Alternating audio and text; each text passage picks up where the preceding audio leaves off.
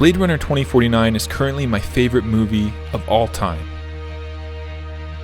But the interesting thing is, if it weren't for Blade Runner's final 30 minutes, it would just be another movie for me. An extremely cool movie, don't get me wrong, but ultimately just another movie.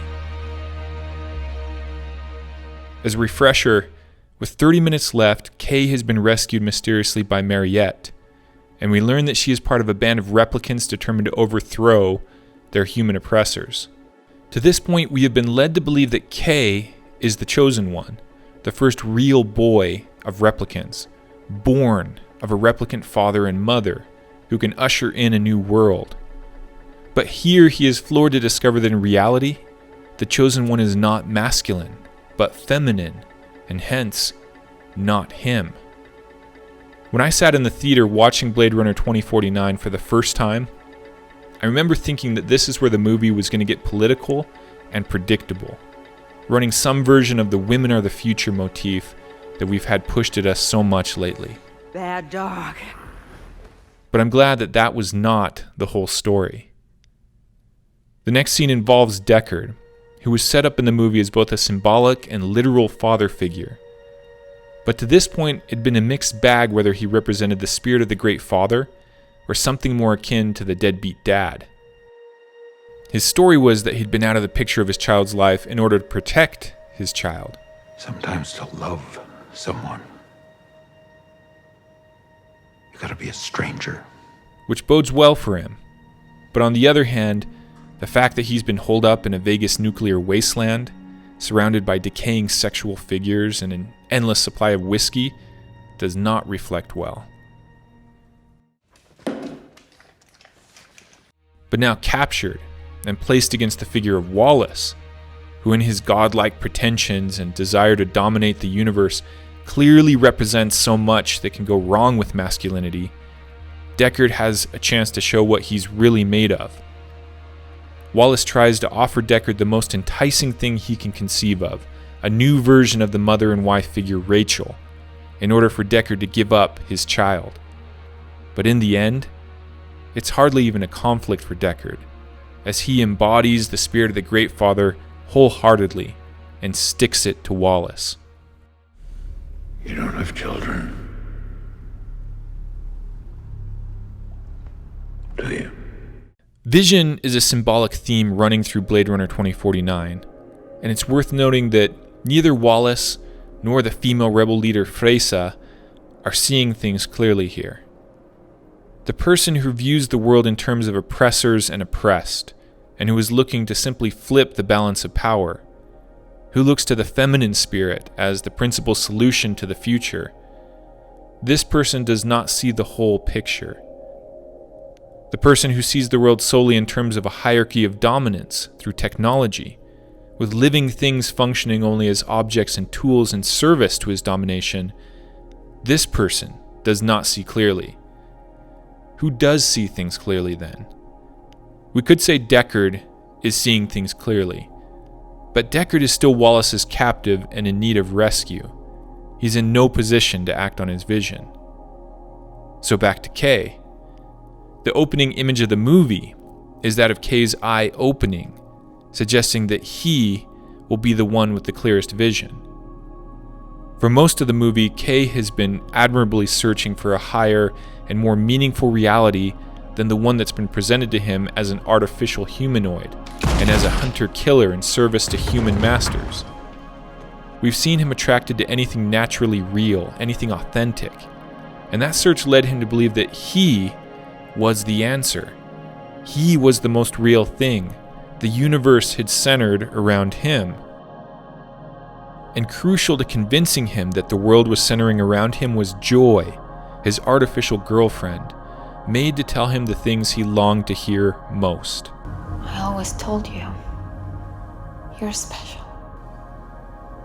A real boy now. And it's hard to blame Kay for being taken in by it all. Joy is extremely compelling. Our first impression of the relationship is silly, but as the movie progresses and we see the depth of their emotion and attachment, we come to root for this couple. and that maybe there's some way for Kay and Joy to have an authentic relationship. That in this relationship, Kay will find his higher reality.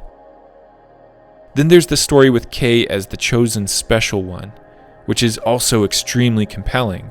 We've seen these kind of movies before, with the protagonist discovering that they're the chosen one, and these are good stories.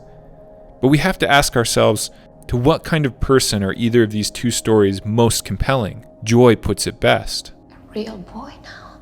With boy being the operative word here. These are boyish and adolescent fantasies that center the world around the boy, not realizations belonging to mature manhood. And it's through this lens of boyish fantasy that Kay's been seeing the world. And now he's been made to face up to that fact. First, in the revelation that he was not the chosen special one. And then, in this climactic scene where Kay has to face up with naked intensity to what Joy really was. Namely, somebody who says everything you want to hear and who is everything you want to see, which therefore is someone who can never offer an authentic relationship.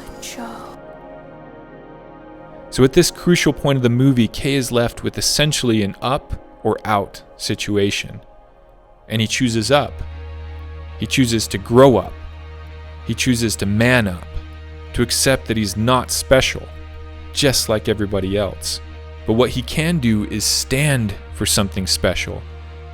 He can fight for something that does embody the reality and authenticity he's been seeking. He was not the chosen one, but you don't have to be the chosen one to act heroically. And what follows next is exactly what heroes have always done. Kay leaves the walled, ordered confines of society and goes to the dark waters of chaos those walls hold back. His mission? Not to kill the Great Father, as the revolutionaries wanted him to, but to rescue the Great Father, the benevolent masculine spirit which underlies all functioning societies, but is constantly falling out of date, and is guarded by the Dragon of Chaos. And let's take a minute to talk about this Dragon of Chaos, love.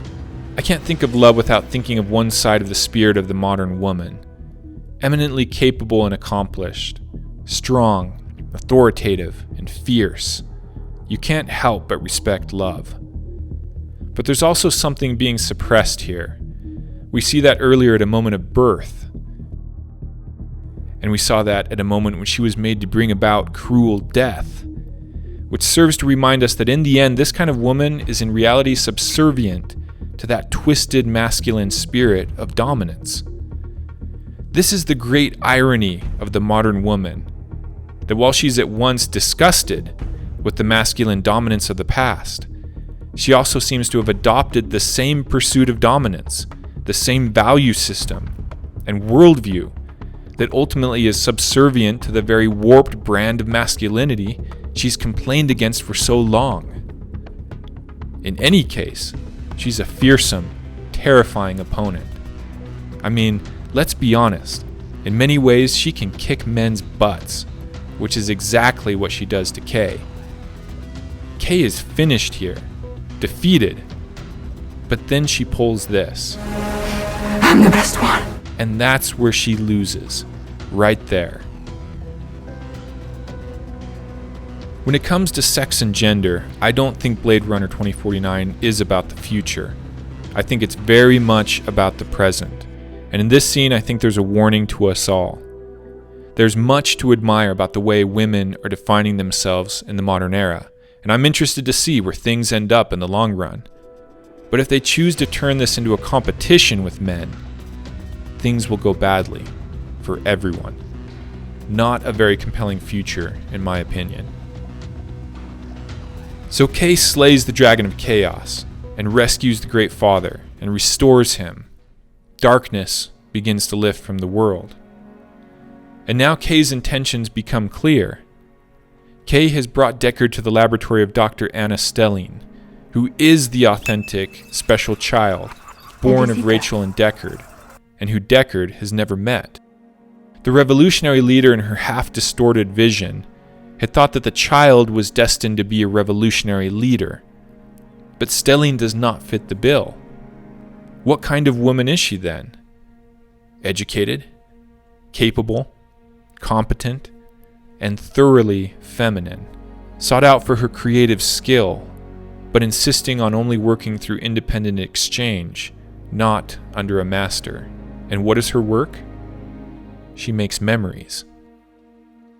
The memories she makes are the positive foundation which form the basis of character for countless individuals in order to help them face the inevitable difficulties of life. All the best memories are hers. On a personal note, she reminds me a lot of the woman I've married. And the fact that she was told she had to live in a cage, turns out she probably didn't. Deckard wants to know why. Why did Kay do all of this? What am I to you? Go meet your daughter. Is his only response. This movie is centered around Kay's search for what could bring an alignment to the disjunctions and dualities of an exhausted world, and bring about a rebirth of life and possibility to the world. This entire time we were made to think that this alignment would all come about in the special child, and then we were led to believe it would be more specifically in the feminine child. But Kay didn't need to rescue Deckard for that ending. In the end, much more has been brought into alignment, which bears just as many lessons for our own world as it does for the Blade Runner universe. The aligned future presented here isn't solely masculine or feminine. It is masculine and feminine, properly aligned in their complementary positive forms. This future centers not around an individual and not around a societal collective, but around the family unit. And this future rescues the dignity of a kind of masculinity that has been much maligned in our own world, but with which many a male continues to identify with nonetheless. And it shows the value of this masculinity when it's made to live and die for the highest ideals. You can debate whether Kay was truly human, but there is no debating whether or not he is a man. I don't know about you, man, but that ending continues to move me every time I see it. It's so triumphant in all the right ways. That's the look that I want on my face when I die.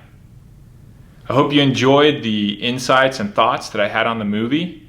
Maybe you had some thoughts and interpretations of your own, and that's the nature of good art, that you can see it from all sorts of different angles. So please share me what you got out of Blade Runner 2049 down in the comments below. I watched a lot of video essays in collecting my thoughts on what I wanted to say about Blade Runner, but I especially valued the essay by Jonathan Pageau, so I recommend that to you if you want to check it out. And lastly, thanks for watching today. I'll see you out in the arena.